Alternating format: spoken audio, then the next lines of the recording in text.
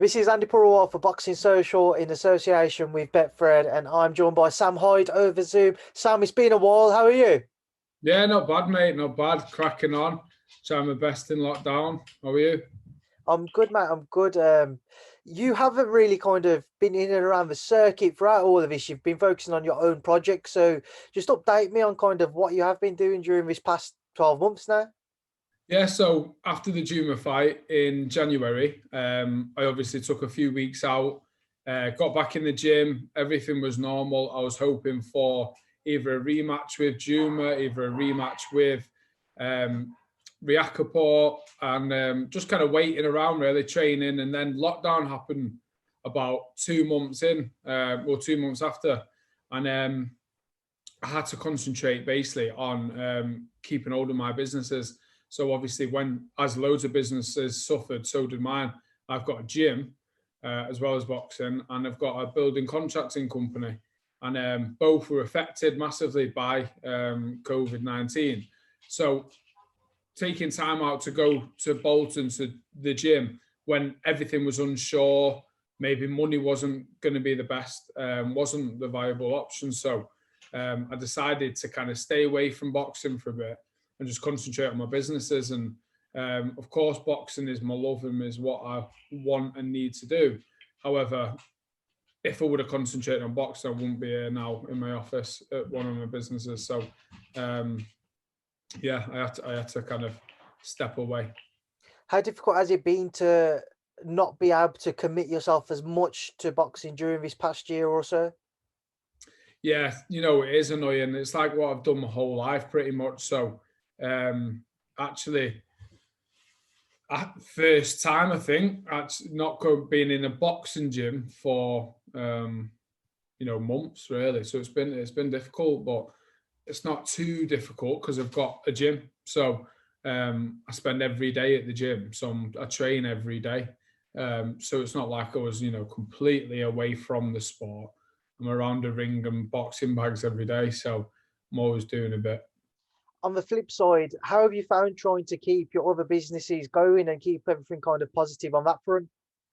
Yeah, it's been hard, so hard because few mistakes along the way and few things not in place for kind of like the government kind of help.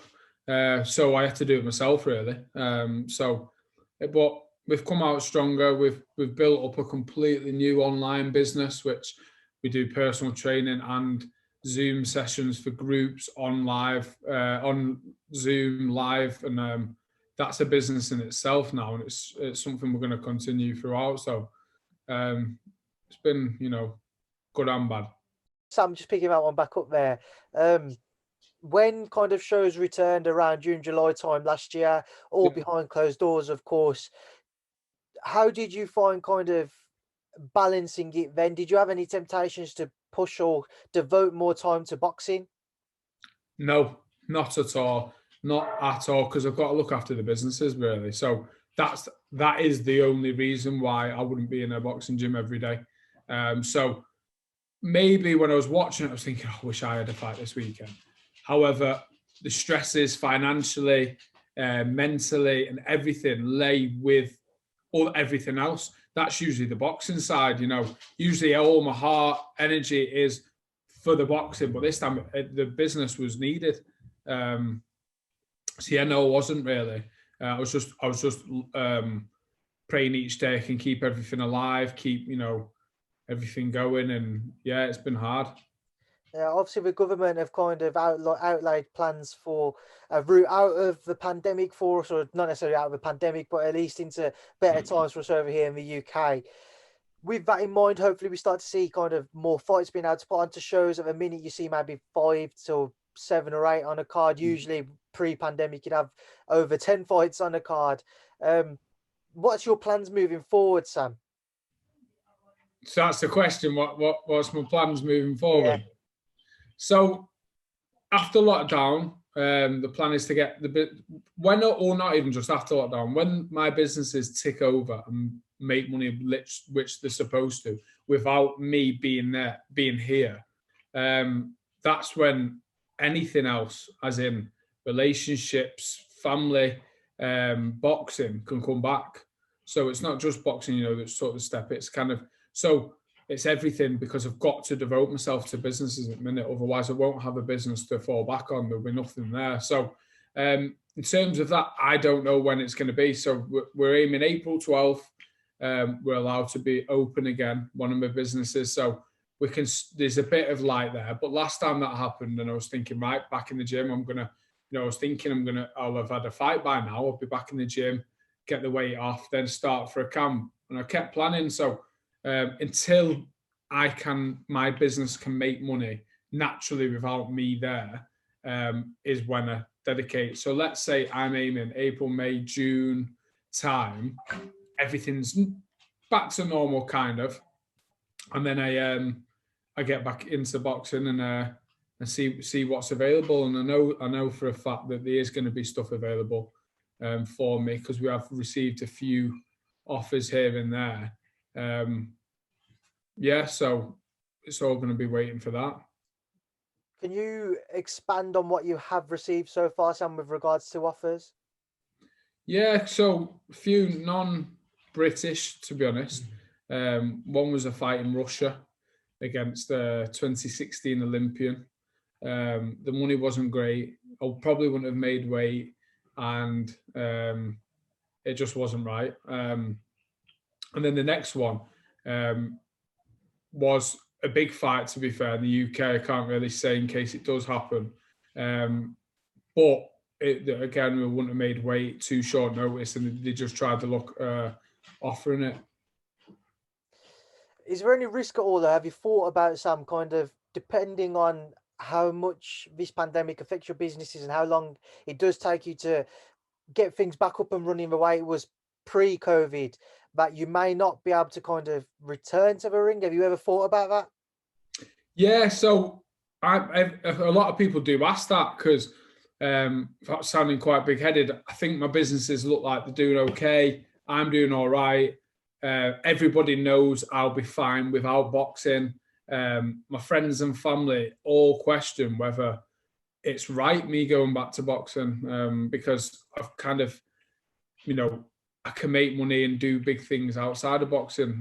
But what you've got to remember is I did all of that and built all of that up with boxing as my priority. So now I spent a bit of time really focusing on that. So I've always explained to people that it's just that at the minute the priorities change. But that's how I built it. So it's not like I've set up new businesses and I've got my world's going to change. It's going to be the same, hopefully, after lockdown.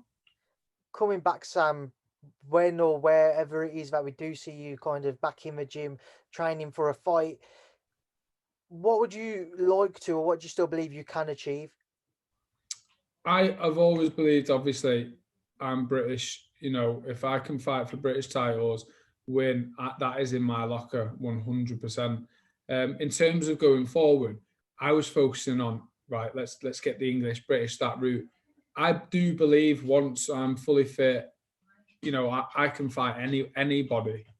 So I'd aim for British, and then I was always going to look from there. But it was just, in my opinion, I'm, definitely like one of the best in Britain, as I've proved. So I believe like that is kind of my minimum. If I didn't fight or win a British title, that I think I would have had a short-lived kind of not lived up to what I could have achieved career. Sam, picking that one back up there, you mentioned obviously you still feel you can win and achieve kind of at least British level. Moving beyond that, the WBC have introduced Bridgerweight as a new division. Have you thought about that? What weight is that? It's in between cruiser and heavy. I can't remember the exact pounds now. I'm thinking about it. What are you trying to say, you? I'm just throwing it out there. No, 100%. That would be even though I'm not tall and high, I'm very, as I'm stocky. I've got big hand, big feet, kind of big wrists, big neck, kind of big guy. But my height doesn't justify it. But I wouldn't want to be that in between size. I feel like if you're 6'3", you're too small. But if you're 6'1", you fight differently. You fight taller people differently. as I've proven, I like being the smaller guy. So I'm only, if in my career I would be only going one way, as in my career and my weight. So yeah, I would be up for it. Now, Sam, also got you. Just want to kind of ask you about a few other things. Yeah. Just to stick with the camp. We haven't had a chance to speak since Callum Smith with his loss to Sal Canelo Alvarez last year. Yeah. Just going back to that, what did you make of it? Yeah, I thought it was a great kind of achievement of Callum's to, even be in the ring fighting what, the best now. Like he fought 10 weeks later. He's amazing. So I just was dead proud of Callum, like training with him and watching him, on the big lights kind of. And I believe he is like at that level, but Canelo's just kind of that, league above, which is why he is getting the attention he deserves. But I thought it was great effort from Callum, as he's proved. This lad the gym got stopped in 3. Callum went all the way. I believe there's a few other factors in the fight which made Callum not, have any luck really. But I just believe he did really well. 12 rounds with Canelo. So yeah. Billy Joe's going to step in and face Canelo next. Your thoughts on how Billy Joe fares? Just because a few people recently have said Billy Joe's going to do him, I feel like, but I'm just going to stick with my guns now. I feel like Canelo stops him late. And then coming back up to your division, Chris Billam-Smith and Dion Juma set to face each other for the British and Commonwealth titles on March 20th on the Okolie Glavatsky card. Just your thoughts on that? Has that been confirmed now? It's confirmed for the show, yes, unless you've heard differently. I feel I don't know if that fight's going ahead in the next few months anyway. Just because I know Juma was out with an operation, then they scheduled it, but he had to pull out because of the operation and recovery. So I'm not sure. It could maybe. But in terms of the fight, great fight to be fair. Billam-Smith, I was on GB with Billam-Smith. We shared a room. And then Juma is very talented, southpaw class fighter. So great fight. You was before, just going back to before the pandemic, there was talks about a potential fight between yourself and Chris Billam-Smith. Do you think that could happen down the line? Yeah, no, for sure. I feel like that fight is going to happen unless he moves on too quick by the time I'm back. But he's been backed, isn't he, now? Eddie's fully got his back. He's won title. So I feel like I'm going to be in a good opposition for him, that when he will probably feel like he'll beat me. And I fully believe I'd beat Chris Billam-Smith on the day. And of course, the headline for that show is Okolie Glavatsky. Just your thoughts on how you think Lawrence will fare. Do you think he will be the next world champion from the UK? Yeah, 100%. He'll knock him out, definitely. I feel like sometimes when fighters get this opportunity and with momentum, you're always like, I feel like that guy will be like scared as well going in with Okolie because of that momentum. I feel like it would just tip everything. It would just like knock him out, and it'd be like it was that because he's got that fear about him because he punches so hard. So then you probably fight differently than you'd ever fight against anyone, and then that's why you get knocked out even easier. So I feel like that it will definitely be the case. He'll knock him out. Right, Sam, we will leave it there now. I'll leave you to enjoy the rest of your day. It's been a pleasure to catch up with you for the first time in a while, like I say. I'll keep in touch and speak to you again soon, mate. Thank you for speaking to Boxing Social. Nice one, mate. Speak to you soon.